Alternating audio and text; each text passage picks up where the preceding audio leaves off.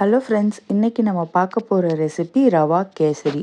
தேவையான பொருட்கள் என்னென்னு பார்த்துடலாம். 1 கப் ரவை, 2 கப் சர்க்கரை, கொஞ்சமாக ஃபுட் கலர். இந்த ஃபுட் கலர் நம்ம வீட்டில் பண்ணது.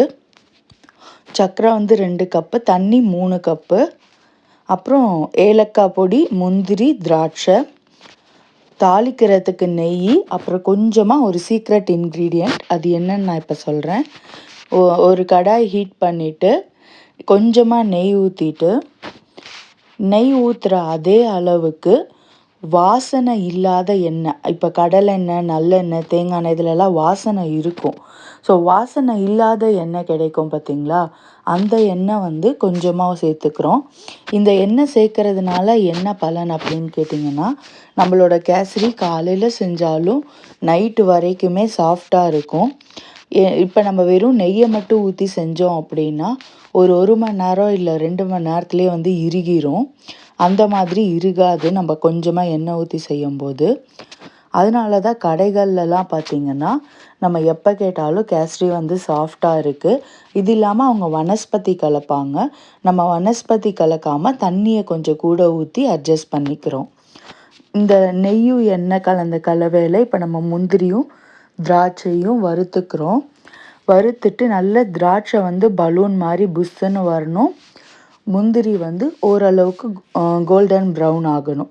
ஆனதுக்கப்புறமா அதை எடுத்து வச்சுட்டு திருப்பி அதே கடாயில் ரவையை நம்ம வறுத்துக்கலாம்.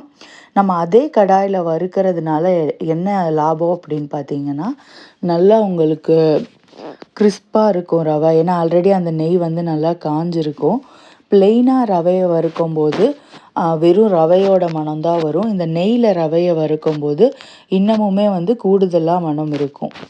இந்த இடத்துல நம்ம தண்ணி 1 கப்பு ரவைக்கு 3 கப் தண்ணி அளந்து வச்சுருந்தோம். அதை நம்ம இது பண்ணிக்கிறோம். இந்த ஃபுட் கலர் நம்ம இப்போ ஆட் பண்ணிக்கிறோம். ஃபுட் கலர் எப்போயுமே டைல்யூட் பண்ணி ஆட் பண்ணணும். டைரெக்டாக அப்படியே போட்டிங்கன்னா அது ரொம்பவே ஸ்ட்ராங்கான கெமிக்கல். அதுக்கப்புறமா இப்போ நம்ம இதை வீட்டில் பண்ணி வச்சுருக்கனால கொஞ்சமாக நான் தண்ணி ஊற்றி டைல்யூட் பண்ணிக்கிறேன். இதுலேயே சுகர் ஆட் பண்ணிக்கிறோம். சுகர் 1 கப் ரவைக்கு 2 கப்பு நான் எடுத்திருக்கேன். பொதுவாகவே இப்போ கேசரியோட அளவு பார்த்திங்கன்னா 1 கப்பு ரவைக்கு 2 கப் சர்க்கரை, 3 கப் தண்ணி, இதுதான் அளவு. இப்போ நம்ம கேசரி ரெடி ஆயிடுச்சு. நம்ம முந்திரி திராட்சை எல்லாத்தையும் அதில் போட்டுக்கலாம்.